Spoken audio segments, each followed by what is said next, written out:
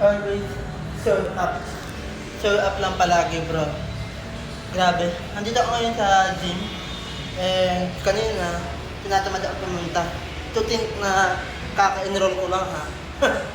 Kaka-enroll ko lang ng membership. Tapos tinatamad na agad ako kasi umuulan.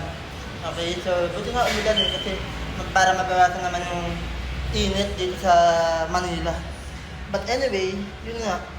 So minsan talaga, darating sa point mo na hindi ka motivated, na tinatamad ka, wala kang gana, pero importante talaga yung show up.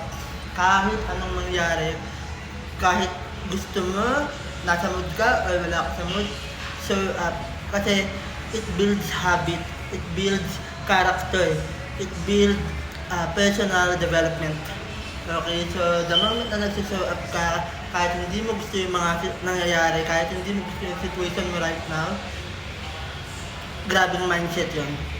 Ibig sabihin, kinokontrol mo talaga yung sarili mo. Okay, dinidisiplina mo talaga yung sarili mo. So, yun lang. That's our day 13. Last ko na lang ng video ko. Pero meron akong gagawin bago, abangan nyo. So, ano pa rin, magkakaroon pa rin tayo ng daily upload. Pero ibang ibang topic naman. Siguro about trading or gusto ko rin i-try yung affiliate. Hindi ko pa alam. So, yun lang guys.